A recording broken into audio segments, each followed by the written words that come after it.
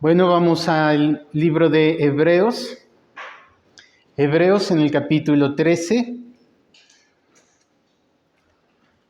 Hebreos capítulo 13. Vamos a estar hoy iniciando lo que habíamos dicho que íbamos a estar estudiando, que es sobre la importancia que vemos en la palabra del Señor sobre la familia, la importancia que tiene la familia en la Escritura, y es algo que nosotros debemos considerar atentamente y mirar la palabra del Señor y ver la realidad de lo que dice la Escritura al respecto. Y como habíamos dicho, nuestra herramienta para ver esta gran verdad va a ser la Escritura y solo la palabra del Señor, por supuesto. Y en Hebreos, en el capítulo 13, Hebreos, todo el libro de Hebreos trata sobre la preciosa doctrina de Cristo. Nos habla de forma muy preciosa sobre lo que es el Señor, sobre su obra de expiación, cómo nuestro Señor Jesucristo obró una perfecta obra de redención y de expiación. Y es en el capítulo 13 en adelante que ya vienen los deberes, y es algo muy común en la Biblia. Usted lo puede leer en el libro de Romanos, en el libro de Efesios y en cada uno de los libros de la palabra, que Pablo comienza a tocar la doctrina. Él comienza a hablar sobre temas doctrinales, pero al final de los libros, los últimos capítulos, Pablo comienza a poner en práctica los temas doctrinales que ha venido hablando. Y eso es algo muy precioso que uno encuentra en la Escritura, que nos habla de la doctrina, nos habla de lo que debemos conocer en la doctrina del Señor, pero a la vez nos muestra cómo esa doctrina debe ser aplicada a nuestras vidas, cómo la doctrina debe ser aplicado. Y en el capítulo 12 en adelante de este libro trata sobre ello. Capítulo 12 en adelante trata de esto. Por lo cual en Hebreos capítulo 13, versículo 4, vuelvo a repetir que estaremos considerando una serie de estudios sobre la importancia y el andar piadoso en la familia, y es lo que el Señor quiere que consideremos, el andar piadoso en el hogar. Vamos, por la gracia del Señor y con la ayuda de Él, ir abarcando todos los temas con respecto a la familia. Y hoy comenzaremos con el matrimonio, por supuesto. Hoy miraremos únicamente la importancia de la familia, y hablando de familia, la familia se consolida con el inicio del matrimonio. Por ello, vamos al capítulo 13, versículo 4 de Hebreos. Dice el versículo 4, honroso sea en todos el matrimonio. Honroso sea en todos el matrimonio. Cuando aquí dice que es honroso, se refiere a algo muy honorable, muy amado, muy estimado. Algo honroso es algo que es amado y estimado. Eso es honroso, lo que vemos aquí. Honroso sea en todos el matrimonio, dice. Estamos tratando sobre la primera parte de este versículo. Honroso sea a todos el matrimonio. Pero antes de mirar la importancia, y como hemos considerado, la Biblia entera trata sobre las familias. Dios mismo escogió una familia para su propósito de la descendencia de la humanidad. Escogió a Adán y Eva con ese fin, y todos nosotros descendemos de ello. Posteriormente, después del diluvio, Dios mismo escogió una familia para preservar la humanidad, Noé. Posteriormente, para dar cumplimiento a las promesas de redención, Dios lo hizo escogiendo una familia, Abraham. Y de ahí nació esa gran familia, el pueblo de Israel. Y de ahí proviene la familia de Dios, todos los creyentes. Por eso al creyente se le llama por la fe espiritualmente hijo de Abraham. Vemos que el contexto familiar a lo largo de la Biblia es muy importante. Y eso lo vemos en toda la Escritura. Honroso sea en todos el matrimonio. Honroso sea en todos. Pero antes de ver lo honroso que es el matrimonio, quisiera ver lo deshonroso que es el matrimonio desde la perspectiva humana y del mundo.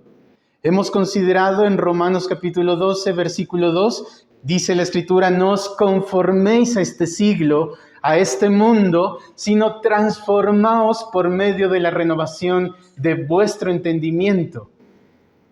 Veamos la consideración que tiene el mundo sobre ello.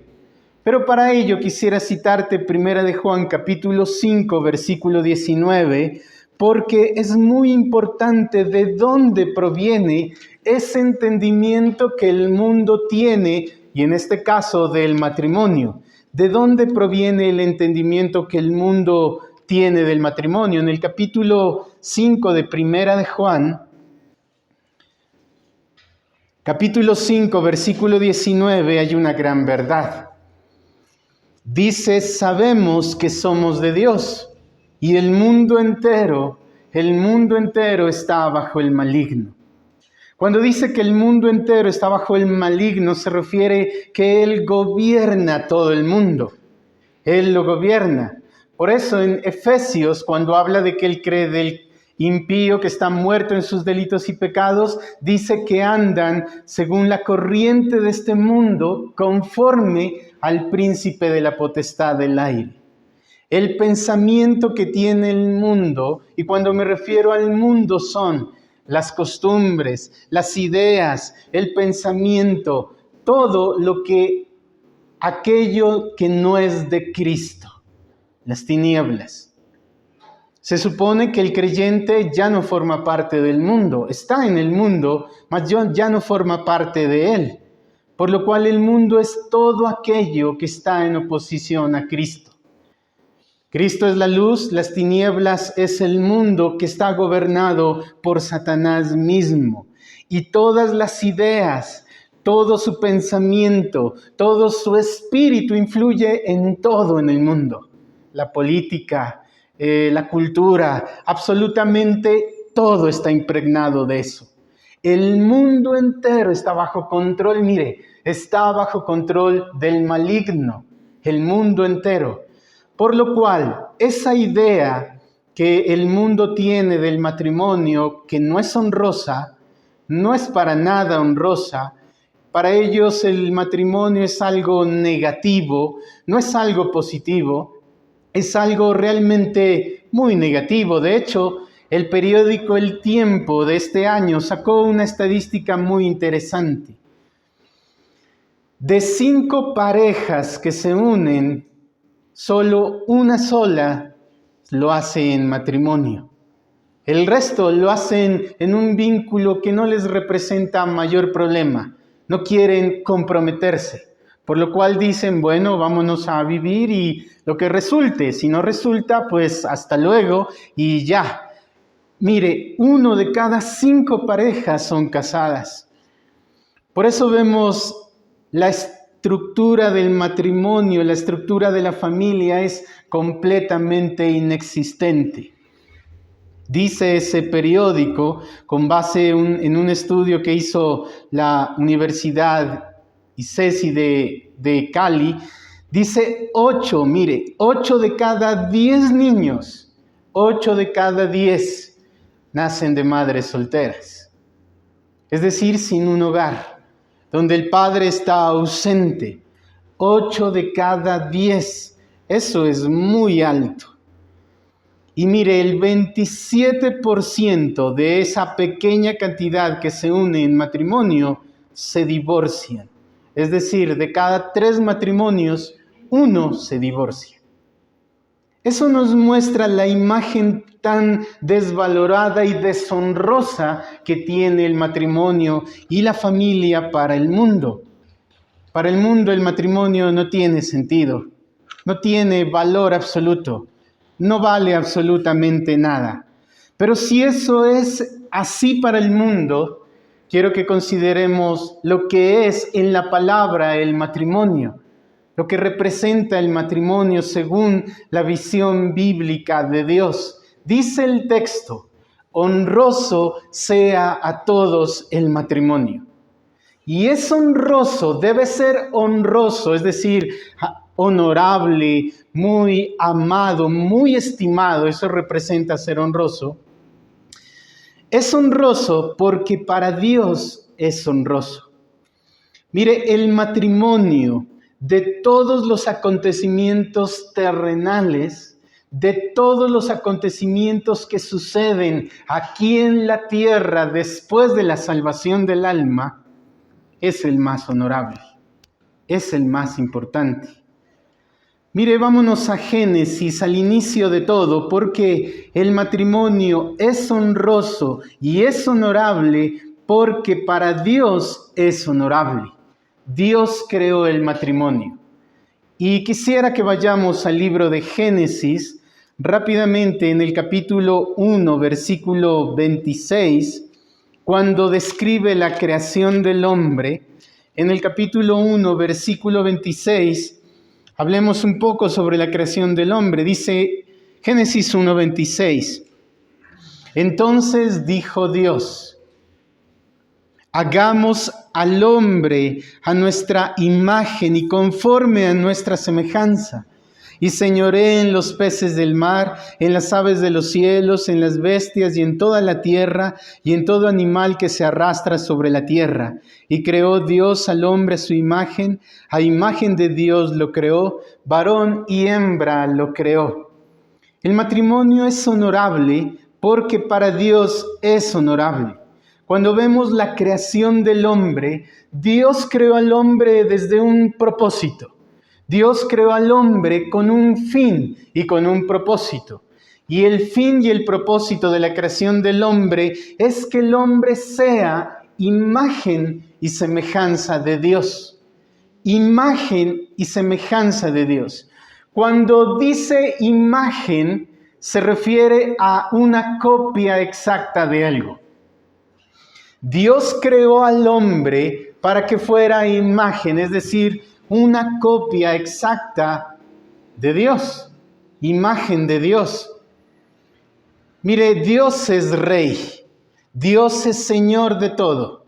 Dios creó absolutamente todo y Dios gobierna sobre todo, pero al ser el hombre creado a imagen de Él, es decir, una copia de lo que es Dios, el hombre debería tener características de lo que Dios era. En otras palabras, el hombre tenía que mostrar a la creación, a la buena creación que Dios hizo. El hombre era el encargado de mostrar la imagen de Dios. El hombre era encargado de mostrarle a toda la creación y decirle: mire cómo es Dios.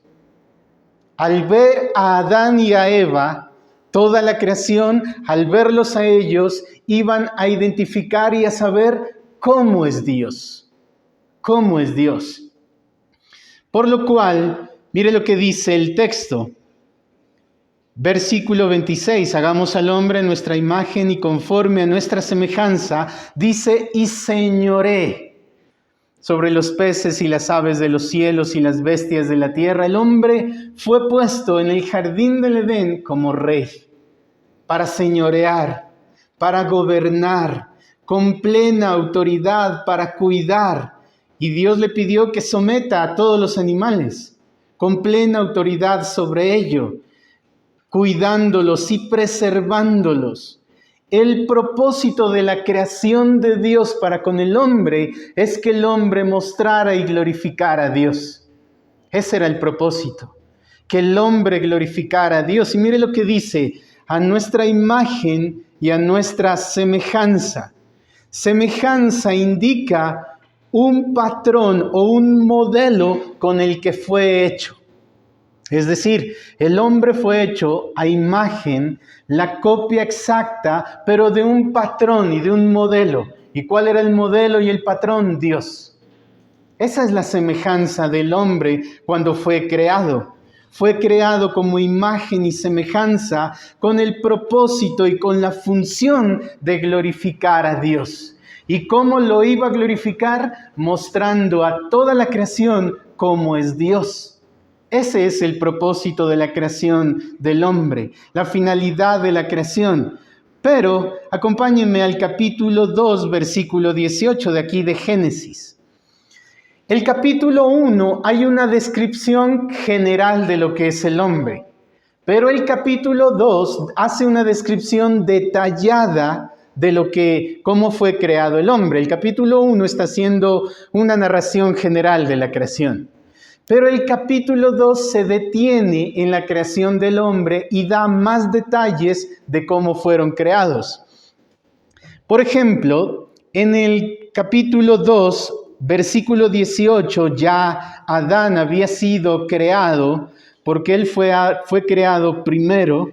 Y en el capítulo 2, versículo 18 dice la Escritura: y dijo Jehová Dios, no es bueno que el hombre esté solo, le haré ayuda idónea para él. Jehová Dios formó pues de la tierra toda bestia del campo y toda ave de los cielos, y las trajo a Adán para que viese cómo los había de llamar, y tomó lo que Adán llamó a los animales vivientes, y ese es su nombre. Y puso Adán nombre a toda bestia y ave de los cielos y a todo ganado del campo, mas para Adán no se halló ayuda idónea para él. Mire, es algo muy interesante. Dios había creado a Adán, creó todos los animales, creó toda su creación, pero Dios miró algo. No es bueno que el hombre esté solo. Es decir, esta creación que yo he hecho todavía no está completa, porque no es bueno que Adán esté solo. No es bueno. ¿Y por qué no es bueno? O más exactamente, ¿con qué propósito el Señor vio que había algo faltante en Adán? Había algo faltante en Adán, lo cual Dios consideró que no era bueno. Era porque Adán, en esa condición de estar faltante de algo, no podía glorificar al Señor.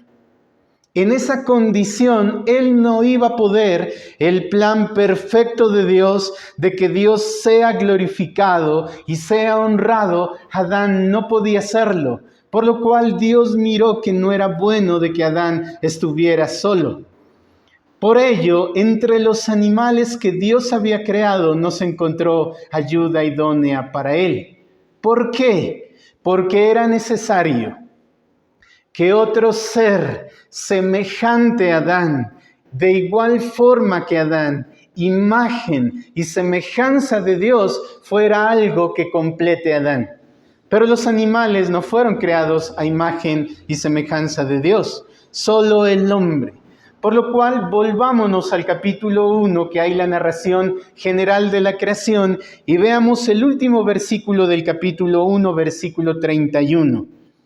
Después de que Dios creó a Adán y creó a Eva, portadores de la imagen de Dios, y vio Dios que todo lo que había hecho era bueno en gran manera. Era bueno en gran manera. Pero esto fue después de que creó a Adán y a Eva. Mientras solo existía Adán, Dios dijo: no es bueno. No es bueno que el hombre esté solo. Por lo cual, el matrimonio es honorable, porque para Dios es honorable. Volvamos al capítulo 2, versículo 21. Entonces Jehová Dios hizo caer un sueño profundo sobre Adán, y mientras éste dormía, tomó una de sus costillas y cerró la carne en su lugar. Y de la costilla que Jehová Dios tomó del hombre, hizo una mujer y la trajo a Adán. Dijo entonces Adán: esto es ahora hueso de mis huesos y carne de mi carne. Esta será llamada varona, porque del varón fue tomada. Por tanto, dejará el hombre a su padre y a su madre, y se unirá a su mujer, y serán los dos una sola carne. Mire aquí el matrimonio. El primer matrimonio. El primer matrimonio que Dios creó. El matrimonio que Dios hizo. Por lo cual, mis queridos hermanos, miren la importancia y lo honroso que es el matrimonio para Dios, lo honroso del matrimonio para Él. Y es muy interesante porque Él la formó de la costilla, del lado del costado de Adán. Eso es simplemente una metáfora para mostrar y especificar la palabra claramente que Dios creó al hombre, lo creó de algo igual, de la misma imagen y de la misma semejanza que tenía Adán para con Dios. De la misma imagen y semejanza que tenía Adán para con Dios. Por lo cual, mire esto, el matrimonio es honroso porque para Dios es honroso. El matrimonio es visto por el mundo como una maldición, es visto como lo peor, como algo que va a afligir, como algo que agobia, que entristece, pero en la Escritura no es así. De hecho, observe lo que hemos leído. El matrimonio fue creado no después de la caída, sino antes de la caída. El matrimonio fue instituido antes de la caída. Por ello, el matrimonio es importante. Adán no estaba en su plenitud de glorificar a Dios, de ser llamado a glorificar a Dios. Por ello, Dios creó a la mujer. Y después de esto, la obra de Dios fue completada y el Señor dijo que toda su creación había sido buena y en gran manera. El propósito del matrimonio, vuelvo a hablarlo, es mostrar la imagen de Dios glorificándole. ¿Y cómo iba a mostrar la imagen de Dios? Señoreando, gobernando, cuidando, protegiendo. De hecho, mire, la palabra de Dios es muy hermosa y es muy preciosa, porque esa imagen del jardín del Edén, que es la imagen de la creación de Dios perfecta, usted la vuelve a encontrar a lo largo de toda la Biblia. Esa imagen del jardín del Edén es algo que se repite una y otra vez a lo largo de la Escritura. Y acompáñenme usted al Salmo 128, porque nuevamente vuelve a aparecer la imagen del jardín del Edén, pero en el contexto del matrimonio. El contexto del matrimonio. Mire lo que dice el Salmo 128. El Salmo 128 es la descripción de lo que es el matrimonio, pero lo está haciendo desde el contexto de la visión de Dios del jardín del Edén. Mire esto. Salmo 128, versículo 1 dice: bienaventurado todo aquel que teme al Señor, que anda en sus caminos. Cuando comieres del trabajo de tus manos, bienaventurado serás y te irá bien. Mire aquí algo. Cuando Dios creó al hombre, Dios lo creó para que sea imagen de Dios. Y una de las imágenes de Dios, o más bien, una de las formas en que el hombre muestra el carácter, la imagen y la realidad de lo que es Dios, es con el trabajo. El trabajo no fue creado después de la caída, como muchos piensan. El trabajo fue creado desde el jardín del Edén. Dios puso a Adán para que labrase el jardín en el cual Dios lo había puesto. Dando así a Abraham, trabajando de esa manera, iba a mostrar a un Dios que trabaja. Él creó, Él hizo. Mire lo que dice nuestro Señor Jesucristo en Juan en el capítulo 5, versículo 17. Juan capítulo 5, hablando del carácter de Dios en este aspecto. Juan capítulo 5, versículo 17, nuestro Señor Jesucristo dijo: y Jesús respondió: mi Padre hasta ahora trabaja y yo trabajo. Mi Padre hasta ahora trabaja y yo trabajo. Mire, querido hermano y amigo, cuando usted mire el trabajo como una pesada carga, como una molestia, sepa que no debe ser así. Porque el trabajo es un aspecto en lo cual el hombre muestra la imagen de Dios, de un Dios que no está dormido, de un Dios que no duerme ni se cansa. Nuestro Señor Jesucristo dijo: mi Padre hasta ahora trabaja y yo trabajo. Dios es así. Pero volvamos al Salmo 128, versículo 2. Cuando comieres del trabajo de tus manos, bienaventurado serás y te irá bien. Y aquí viene esta preciosa imagen que la Escritura muestra. Dice, tu mujer será como una vid que lleva frutos a los lados de tu casa, tus hijos como plantas de olivo alrededor de tu mesa. He aquí que así será bendecido el hombre que teme a Jehová. Esto muestra, mire qué preciosa es la palabra.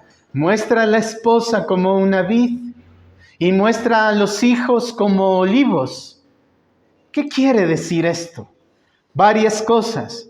En primer lugar, representa que es el hombre el que debe cuidar, el que debe regar, el que debe hacer crecer, el que debe proteger, proveer en el matrimonio. En el matrimonio. Mire cómo lo representa como una vid. Si una vid no se la riega, si una vid no se la cuida, ¿qué sucede? Se marchita y no da fruto. Si unos olivos no se los hace crecer, no se los riega, no se los cuida, ¿qué va a pasar con ellos? Sencillamente no van a dar fruto. No van a dar fruto. Por lo cual el matrimonio es honroso porque para Dios es honroso.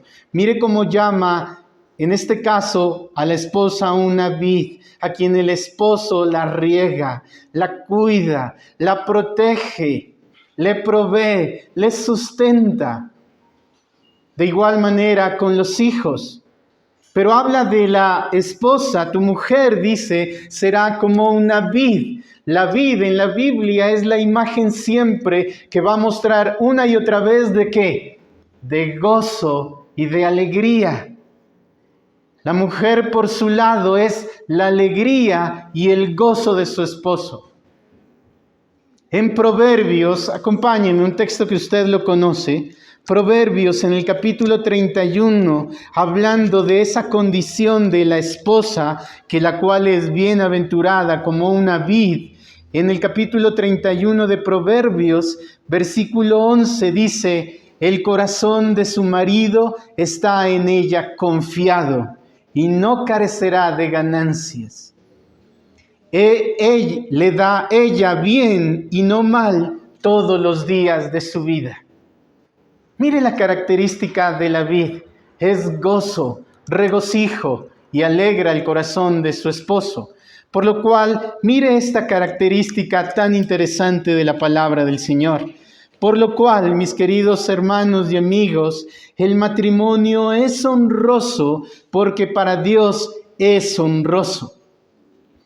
Algo más por lo cual el matrimonio es honroso, porque Dios usó entre muchas figuras que Él hubiera podido usar para describir la relación de Dios con la iglesia, para describir la relación de Dios con su pueblo, Dios usó la figura del matrimonio. La figura del matrimonio. De hecho, el libro de Oseas es un libro cargado de esa figura, donde el Señor se muestra como aquel esposo el cual es fiel y ama a su esposa. Y Él hace pacto con ella y le dice, me voy a desposar contigo y me desposaré contigo en fidelidad. Y luego dice, conocerás al Señor. El libro de Isaías también está descrito de esas figuras donde el Señor le dice a su pueblo, a la iglesia, a su pueblo le dice, yo soy tu marido, tu esposo. El libro del Cantar de los Cantares está descrito en forma de alegoría, la narración de la relación de Dios con su pueblo, una relación basada en un amor fiel de su esposo por su esposa y de su esposa hacia su esposo. Pero hay una figura más que nosotros la encontramos y es muy clara sobre esto y que nos muestra la honra que tiene el matrimonio para con Dios. Es Efesios capítulo 5, versículo 31. Efesios capítulo 5, otro pasaje que es muy conocido. Efesios capítulo 5, versículo 31, hablando de esta misma figura, dice la palabra del Señor. Desde el 21 leamos. Someteos unos a otros en el temor de Dios. Las casadas estén sujetas a sus propios maridos como el Señor, porque el marido es cabeza de la mujer, así como Cristo es cabeza de la iglesia, la cual es su cuerpo y Él es su Salvador. Así que como la iglesia está sujeta a Cristo, así también las casadas lo estén a sus maridos en todo. Maridos, amad a vuestras mujeres, así como Cristo amó a la iglesia y se entregó a sí misma por ella, para santificarla, habiéndola purificado en el lavamiento de agua por la palabra. Es honroso el matrimonio para Dios, por lo cual debe serlo para nosotros, porque incluso Dios lo usó como una figura de la relación de Cristo con su iglesia. De la relación de Cristo con su iglesia. En este sentido, quiero darle 3 razones y 3 propósitos del matrimonio, a razón del matrimonio. 3 razones y 3 propósitos para el matrimonio. El primero de ellos, Dios creó el matrimonio con el propósito. Ya sabemos que el propósito general es darle la gloria a Dios. Pero el propósito del matrimonio es la ayuda mutua y el compañerismo que debe haber. Mire lo que dice el versículo 21 de Efesios. Someteos unos a otros en el temor de Dios. Someteos unos a otros. El matrimonio no es una amargura. Tristemente, el pecado ha vuelto una amargura el matrimonio. Pero realmente el matrimonio, el primer propósito específico del matrimonio es la ayuda mutua. ¿Y cómo es la ayuda mutua? El sometimiento mutuo. ¿Y cómo es el sometimiento mutuo? El servicio mutuo que le debe el hombre a su esposa y la esposa a su esposo. El servicio mutuo. El hombre se somete a su esposa cuando él le sirve. Le sirve así como Cristo le sirvió a su iglesia. Cuando Él la cuida, cuando Él la protege, cuando Él le provee lo material, pero también le provee lo espiritual, Él le está sirviendo. Él está sirviendo a su esposa. Como Cristo, que Él no vino para ser servido, sino para servir. ¿Y cómo la sirvió a la iglesia? Amándole. ¿Y cómo le amó? Manifestando sus obras de amor, hasta llegar a la muerte y muerte de cruz. De igual manera, el hombre manifiesta su servicio o su sometimiento, como dice aquí, a su esposa cuando él le sirve.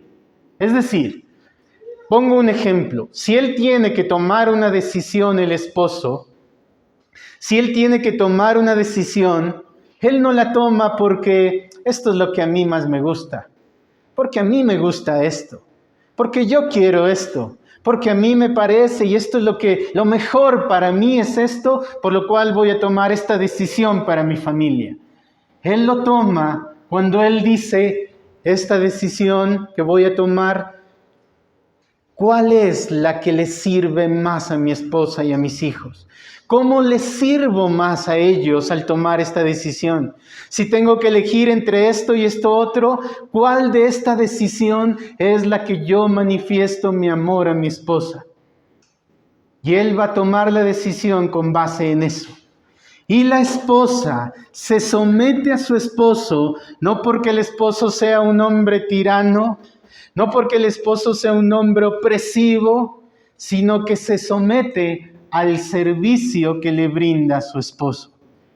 Si él toma esa decisión con base en el amor, con base en que él entiende que es la mejor manera de servirle y cuidarle, la esposa debe someterse a eso y decir, esa es la forma como él me está sirviendo y yo me someto a él.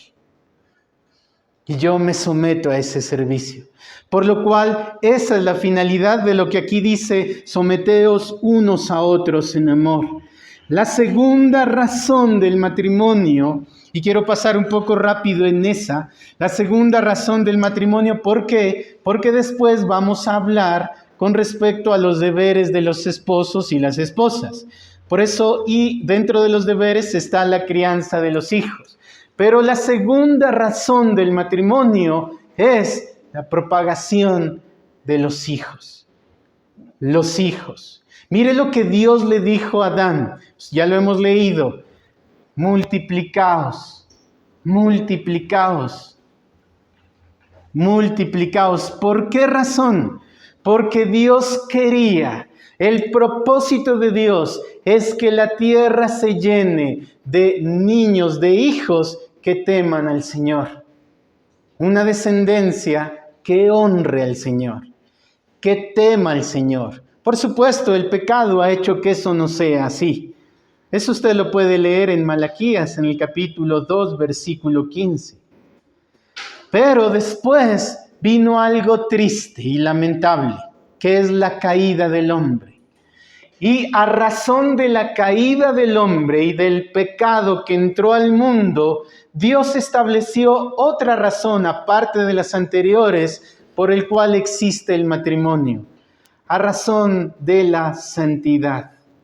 Pablo dice en el capítulo 7 de Primera de Corintios, versículo 2, que a razón del pecado, a razón de la fornicación, cada uno sepa tener su esposa y cada mujer sepa tener su esposo.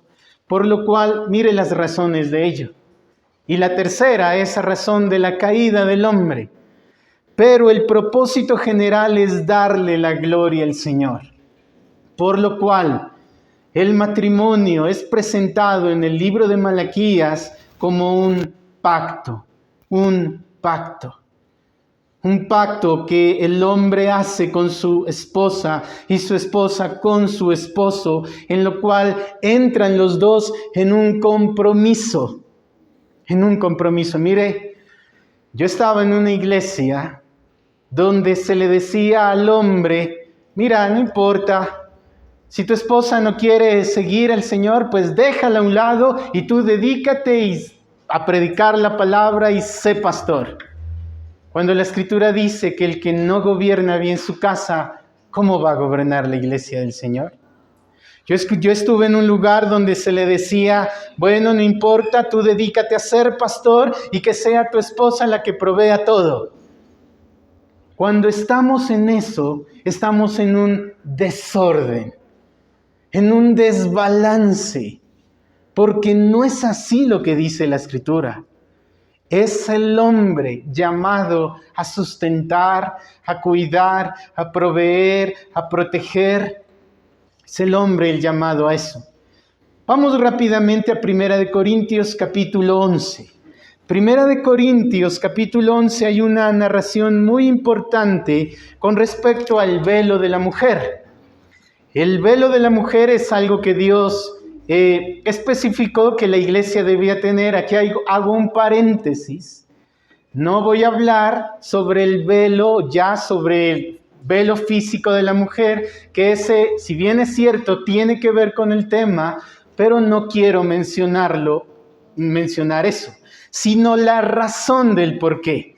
La razón del por qué. Mire lo que dice en el capítulo 11, versículo 7. Porque el varón no debe cubrirse la cabeza, pues es la imagen y gloria de Dios. Pero la mujer es gloria del varón. Aquí está diciendo que el hombre no debe usar el velo a razón de que él es la imagen de Dios y muestra a Dios y está sometido a Dios. Y al estar sometido a Dios, Él es el encargado de sustentar, de proveer, de cuidar como Dios lo hace. Y la mujer dice, por el contrario, que sí debe cubrirse. Y debe cubrirse a razón de que el esposo es la cabeza y la mujer es la gloria del esposo. Mire esto. El hombre no debe cubrirse la cabeza, dice la palabra, es decir, usar un velo literal, porque Él debe mostrar lo que es Dios. El hombre, nosotros los varones, debemos mostrar lo que es Dios. Y Dios nos cuida, Dios nos sustenta, Dios nos provee porque Dios es nuestra cabeza. Pero la mujer es la gloria del varón. Es decir, que la mujer muestra lo que es el hombre. Si el hombre no la cuida, si el hombre no le sustenta, si el hombre no le provee, si el hombre no le provee lo material y lo espiritual, eso se va a reflejar al ver la mujer. Porque la mujer es la que muestra la gloria del hombre. Mire qué terrible. Pero mire lo que dice la Escritura aquí en el versículo 10. Por lo cual, mire esto, la mujer debe tener señal de autoridad sobre su cabeza a causa de los ángeles. Dice la Escritura que los ángeles son espectadores del culto, del servicio. Dice la Escritura que cuando el pueblo de Dios se reúne, los ángeles, aunque no los vemos ni los sintamos, pero ellos son espectadores de las alabanzas. Dice la Escritura que ellos mismos desean ver por sí mismos lo que representa la gracia de la salvación. Y ellos están presentes cuando el pueblo de Dios se reúne. Y si la mujer, dice, no tiene una señal de un sometimiento a su esposo, eso lo ven los ángeles. Los ángeles van a decir, pero veo algo extraño aquí. Veo a hombres que no cuidan, que no sustentan, que no proveen a sus esposas, que no les cuiden. Y veo a mujeres que tampoco se les someten al cuidado, al servicio de sus esposos. Para ellos es extraño, para ellos es raro eso. Por lo cual, mis queridos hermanos, el matrimonio es honroso porque para Dios es honroso. Alguien puede decir, pero bueno, yo soy una mujer soltera y tristemente soy madre soltera. Usted así mire, eso no es el diseño de Dios. Nadie puede decir, bueno, yo soy madre soltera porque Dios lo decidió, a menos que haya sido por causa de viudez. Pero del resto es causa del pecado. Por lo cual, si has venido a Cristo en esa condición, el Señor es tu marido. Aférrate a Cristo. Porque todos los faltantes que puedan haber a razón de que no está la cabeza del hogar, Cristo los suple en abundancia. Cristo lo hace. Cristo es el que suple y cuida y provee y te va a dar las fuerzas, la sabiduría de guiar a tu familia y de guiar a tus hijos en ello.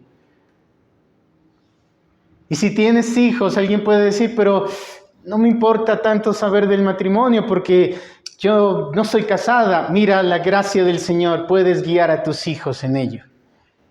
Puedes guiar a tus hermanos en ello. Si alguien es soltero, mire cuánto le sirve esto a razón de saber escoger su pareja. Debe escoger aquel hombre que tema al Señor y que mire el matrimonio no como el mundo lo mira, sino que mire el matrimonio como el Señor lo ha descrito aquí en la palabra del Señor. Volvamos a nuestro texto inicial, Hebreos capítulo 13. Hebreos en el capítulo 13 dice el texto, versículo 4, honroso sea a todos el matrimonio y el lecho sin mancilla. Cuando alguien mancilla el lecho, mancillar es ensuciar. Cuando alguien ensucia el matrimonio, con cualquier tipo de pecados, está en contra del pacto que ha hecho con su esposa, su esposo, delante del Señor. Mis queridos hermanos, después, cuando hablemos de los roles del esposo, de la esposa, de la crianza, ya miraremos más aspectos de lo que es honroso el matrimonio. Espero que hayamos podido ver un poco más y ampliar en nuestra mente lo honroso que es para Dios el matrimonio, por lo cual, mi querido hermano, su matrimonio es y debe ser honroso. Su familia, su hogar debe ser honroso porque para Dios es honroso. Por lo cual, hónrelo. Y se lo honra glorificando al Señor. Oremos al Señor.